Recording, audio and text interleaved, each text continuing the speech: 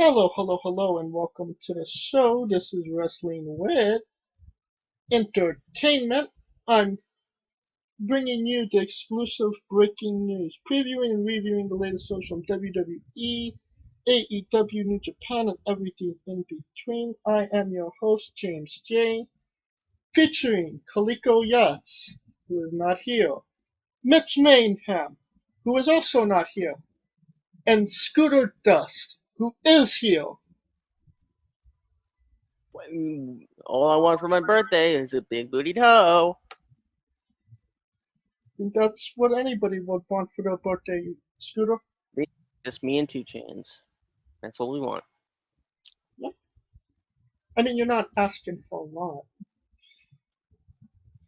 It's a great day for wrestling. Haven't said that for quite a while. Um, it was announced yesterday that we might be getting wrestling with a crowd as soon as next week for both WWE and AEW. This is really big news, isn't it, Scooter?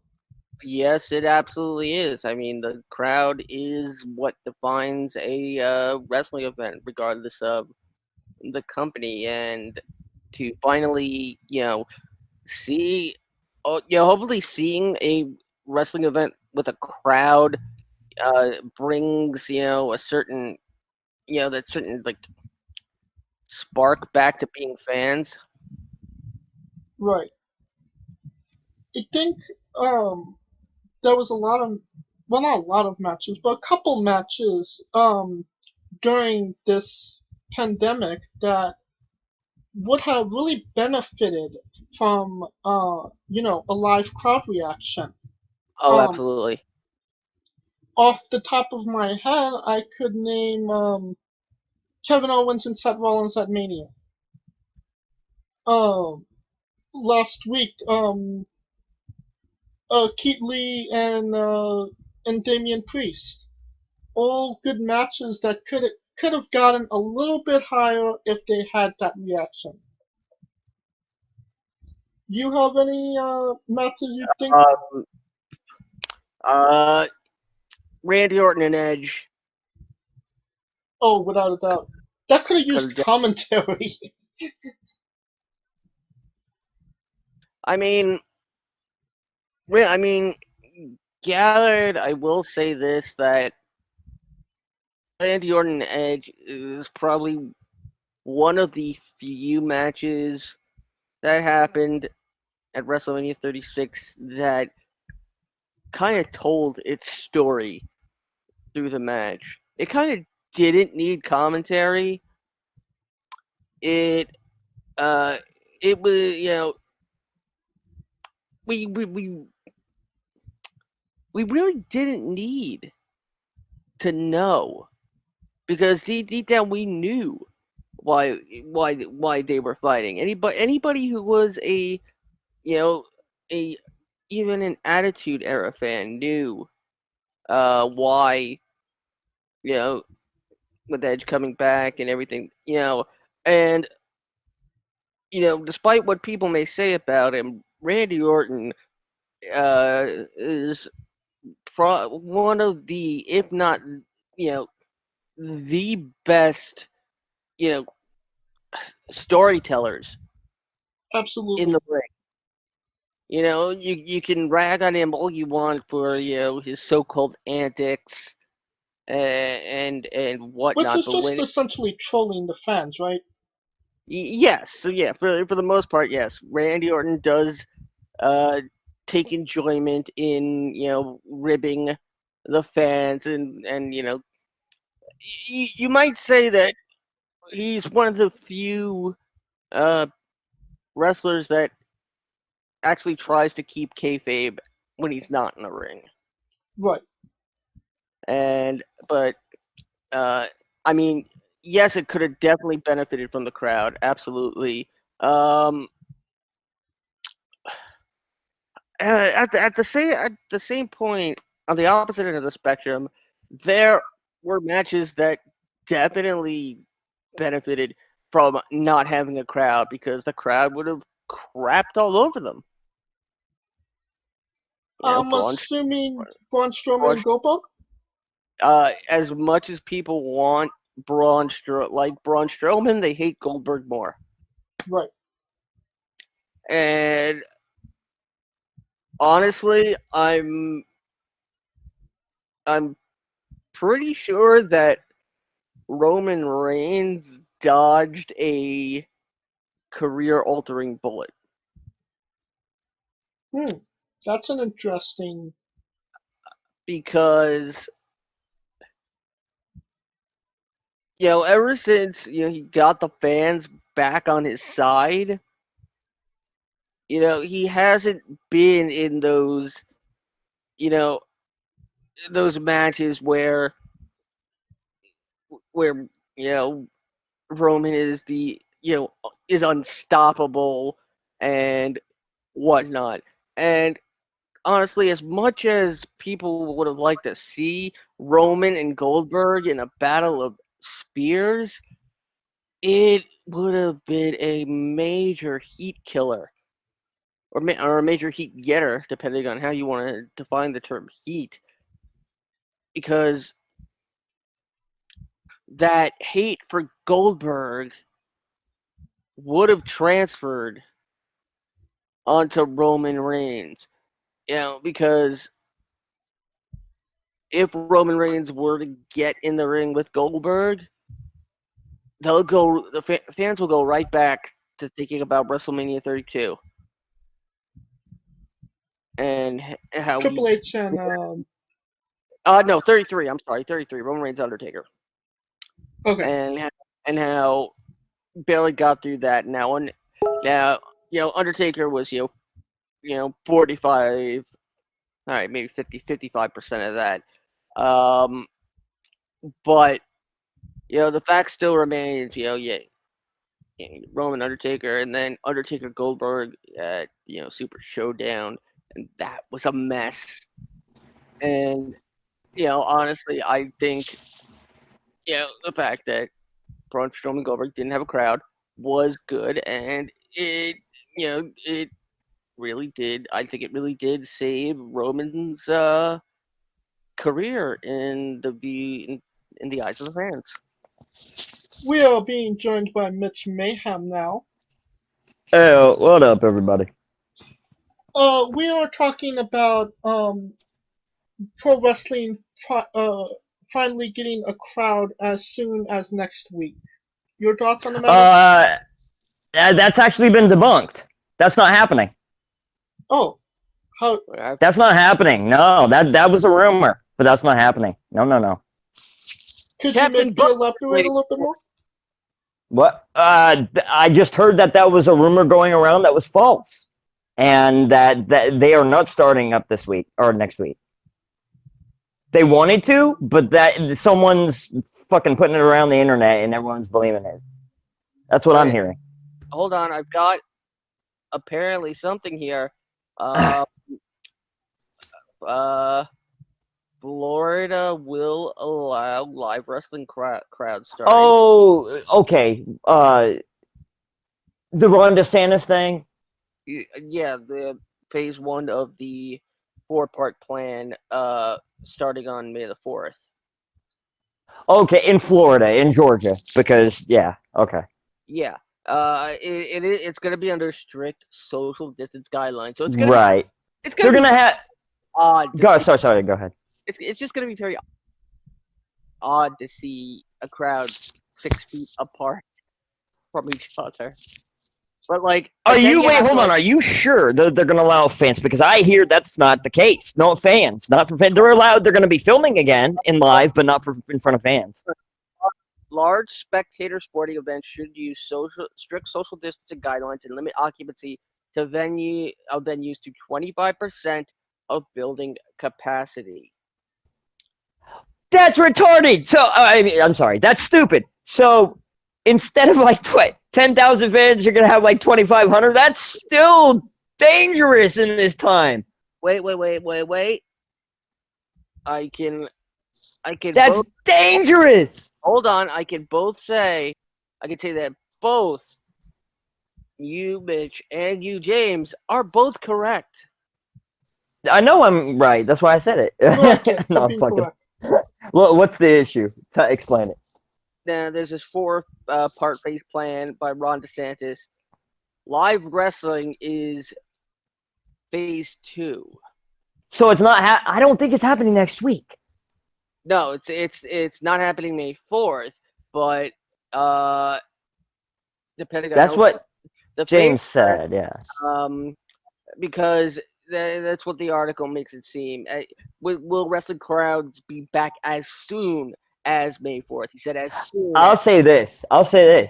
If there are crowds bigger than 100 people before June, watch out. This fucking coronavirus thing might kick back in. Because if you get that many people together, you're fucking asking for it, man. Well, I mean, to be quite honest, we don't need people staying in. We need people getting it. We need people getting it so we can figure out. Actually, they have a drug that they know. Wait, hold on. They have a drug they know works, and they're fast tracking it past the testing. It's a HIV drug. No. What do you No, Remdesivir or some shit like that. Okay, first of all, then they would never fast track it past the FDA. Okay, what I'm saying is they're fat. Oh, they are, because they have evidence that so many people. It hasn't hurt anyone yet. They say, in that it's cured a ton of people. Okay, back to wrestling, guys. I'm just saying what the news says. Florida. Well, this has to do with wrestling because of crowds, James. This is relevant. Florida is opening up, and possibly we're getting crowds there.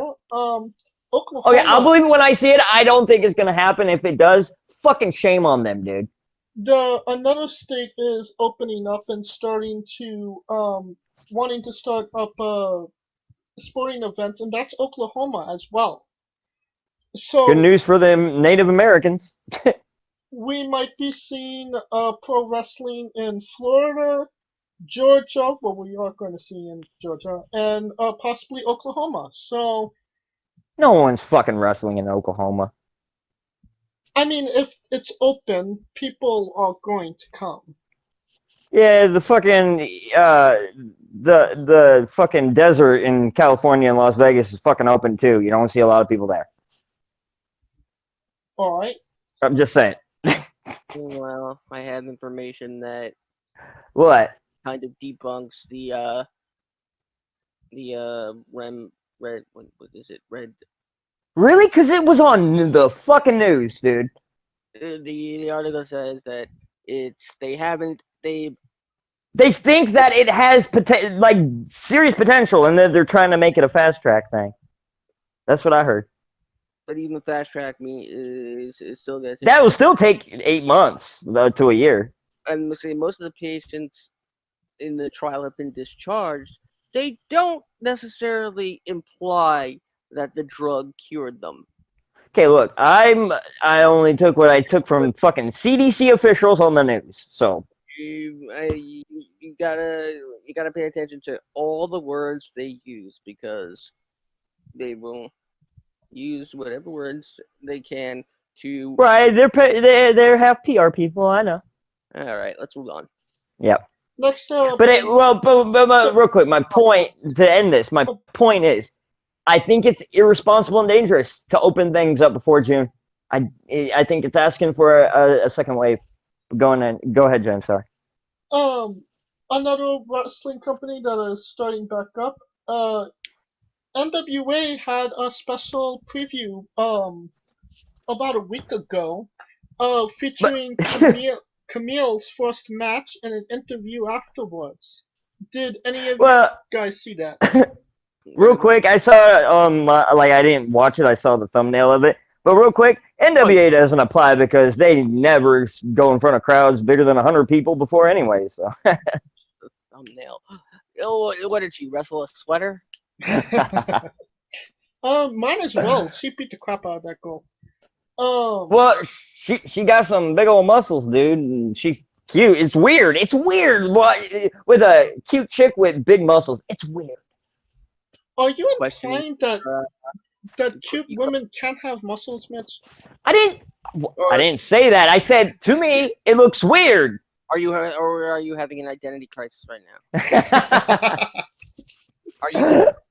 you confused in the pants?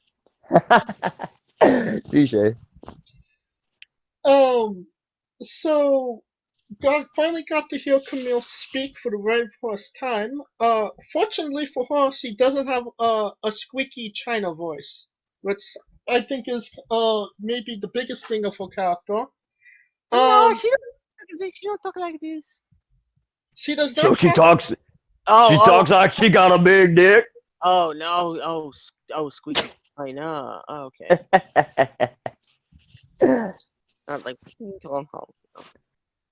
But the most important part of this is NWA will be returning actually this month. So Okay, yeah, they can fucking tape in a closet. They don't need to worry about the crowd shit. well, they have shows already in the can, so they could essentially go The can, until because it's shit. Ha! No, I'm joking. Go ahead. boo, boo that joke. Who that man? Ooh, this man. They could essentially redo their shows because they're already taped and actually have a live show in June when maybe all of this is a bit more safer. So it is a strategic thinking by the officials of NWA, in my opinion. If I was a working wrestler, they would have to drag me kicking and screaming without a fucking hazmat suit to be in the public before June. Well, you do know that both. I would have Roman Reigns this shit if I had family that relied on me. You know. They have the option of working. They don't have to work. That's why we. The option if they want to get paid. It's implied. We don't have to go there. It's why we haven't seen Sami Zayn or Roman, but Roman is getting shoved down. You know what's happening to Roman. I don't have to even say anything. You know what's happening. Roman, that's the biggest like showcase of this whole thing is Roman Reigns. Yeah, he can leave and keep himself safe, but he's going to get shit for it. No, he's not. Because Vince McMahon relied on him. Okay. He was his new Steve Austin. So and you're gonna put you're gonna put a leukemia.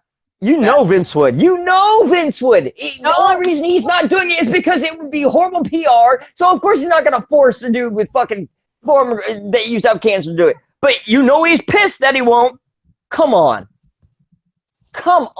Scooter.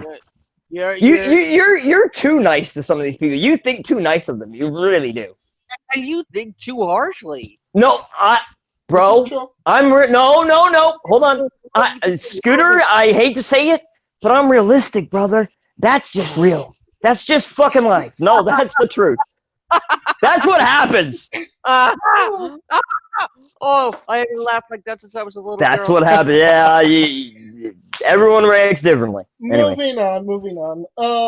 So apparently TNA, but Impact Wrestling's been doing empty arena matches. Who knew that? And they just recently acquired the rights back to TNA and did a TNA special show on Access TV. Did you see anything about the fact that Tessa Blanchard did not defend the Impact Wrestling Championship, but instead there was now a TNA Championship back and Moose won it? Yes, I did hear that. There you go. First and foremost, it just kind of tells you where Impact Wrestling is at, that they were doing empty arena matches and nobody knew. That sounds about right. And now Impact Wrestling acquired the rights to use the TNA name again. What are you guys' thoughts on them kind of rebranding back to TNA? Scooter? They ran away from that shit, kicking and screaming. Why the fuck would they want to go back? Yeah, that's a joke to me. I think they were they were gonna do that one show for like nostalgia purposes, but I don't think they want TNA back. I don't think that's the case. They moved to Canada for God's sakes. I'm sorry, I took a nap. What was going on? Yeah, really. And, okay, real quick. If I was in charge, I mean, thank God I'm not. I'd maybe hang myself at the end of the day. But if I was in charge of Impact Wrestling, Get back in charge! if I was shut up.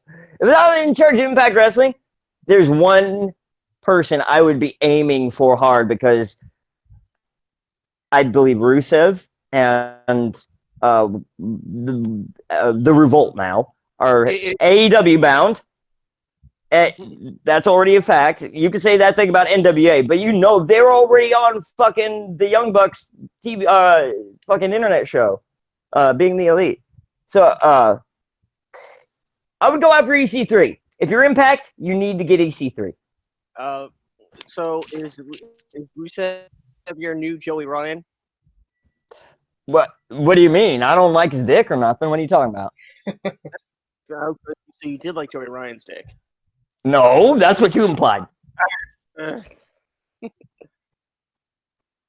What about no? I believe Rusev is AEW bound. So I believe Rusev and the Revolt. Which hold on, the Revolt. You do know they stole that name from another North Carolina team, right? Who cares? They're. I'm just saying they are from North Carolina.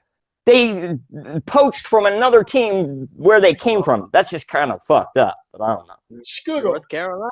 Alright. Yeah, that's what it is. Scooter, your thoughts on them using the TNA name again?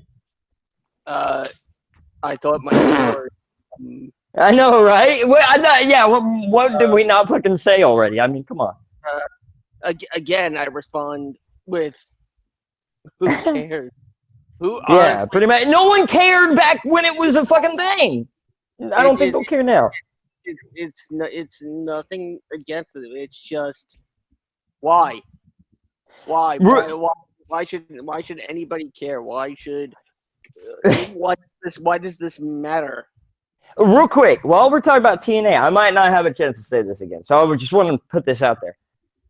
TNA would have been I believe in the late 2009, 2010 area when they brought Hogan and them in, had they gone the other direction with like bringing in ROH stars and new future stars, that they might still be around in that same, like in a greater form with Jeff Jarrett. Maybe not Dix Carter, but I think they would be around if they had gone the other way with future talent instead of the Hulk Hogan and the old fucks. What do you think? I'm gonna call my next band Hulk Hogan and the Old Fucks. Well, he brought fucking Nasty Boys who can barely walk without a fucking walker to the ring. I mean, come on. In their 60s. And then Bubba the Love Sponge who turned around and we know what happened there. But I'm just saying, and then, you know, Nash and Hall, and that was before Hall was off drugs. But, yeah, so I believe TNA would have been completely different, and it would still be a like the B contender to nipping at AEW's heels if they had went full, like when they brought Samoa Joe in, if they had gone after Cesaro, if they had gone after Seth Rollins, people like that. And like future stars instead of the Hulk Hogans and the Eric Bischoffs and etc. Next up on the news circuit, Curtis Axel and Cain Velasquez are released from WWE. Cain Velasquez was because of money. He just had too big a contract. This might be a saving grace for Curtis Axel. You know, actually, didn't he want to be there, or did he want to be out? I mean, the guy was. He wasn't doing anything. He wasn't going nowhere. He was already there, and they mismanaged him. Yeah, they mismanaged him bad. If you kind of like they mismanaged Sandow and him with when they were doing the Mega Power shit. They wanted him. I don't know what they didn't want him to be as like. Yeah, what the fuck? No Joe Hennig or Mr. Perfect Jr.? Come on, dude. You know, they literally. I would have done that. You know, they literally could have called him.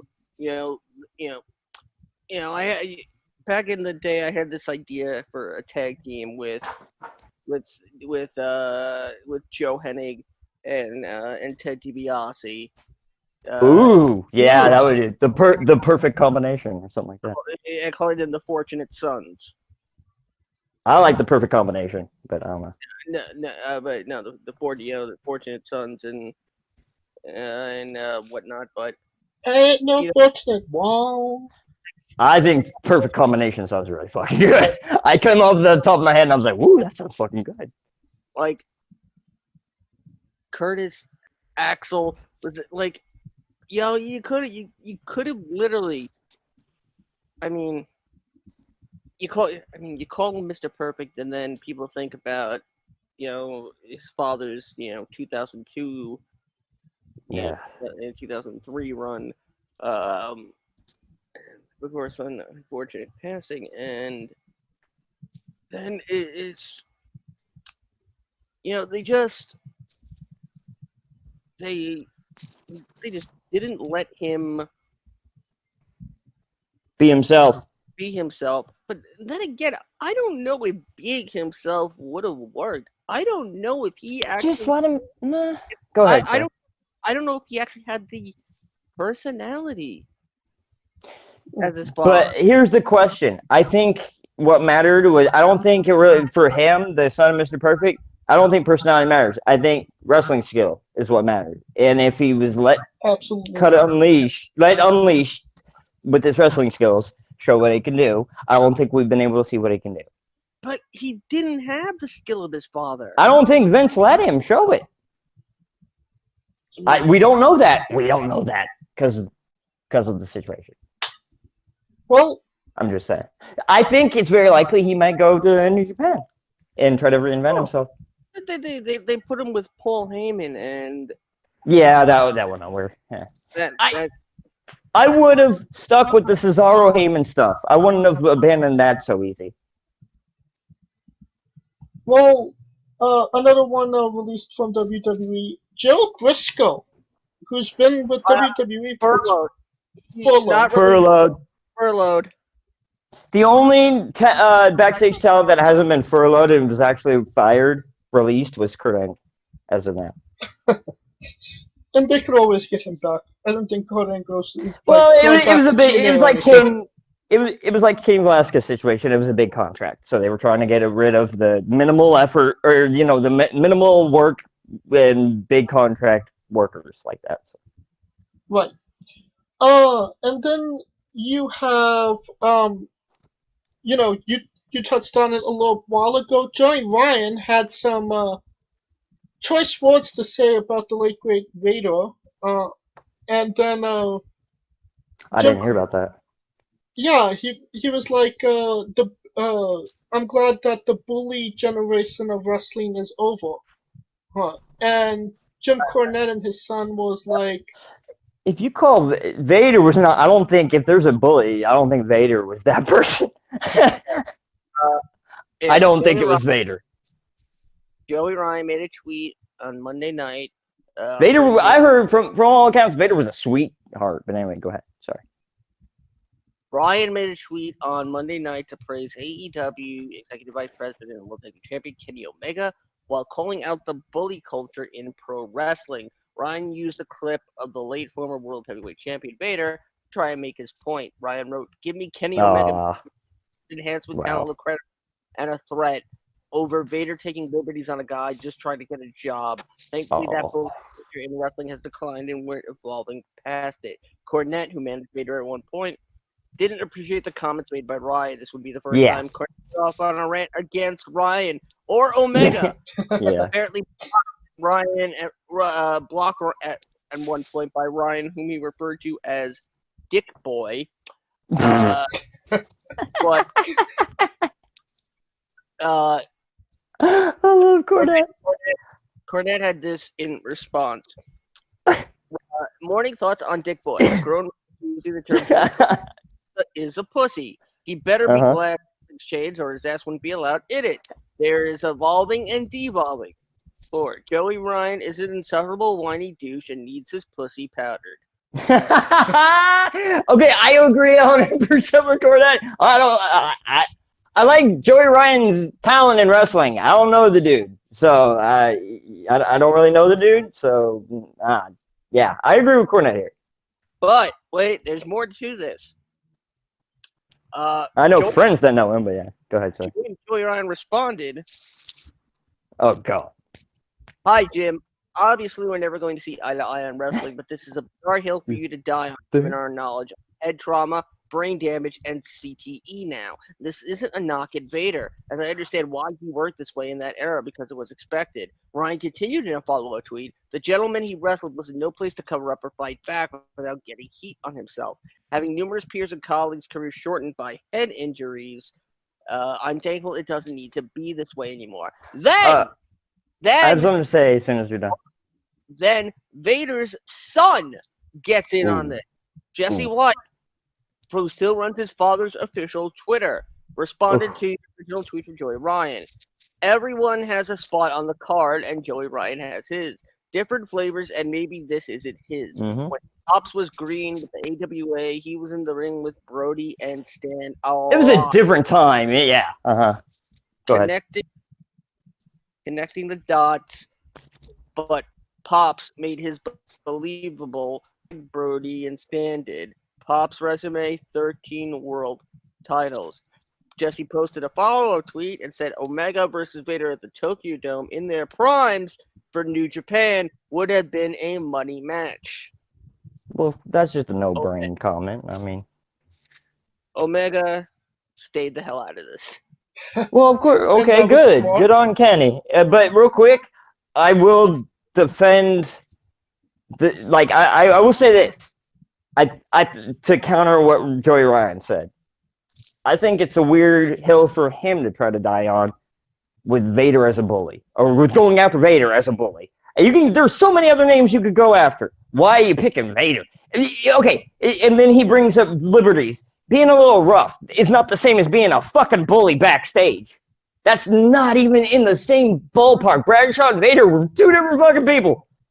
So, in my opinion, I think that's an invalid statement. I'm actually going to agree with Mitch.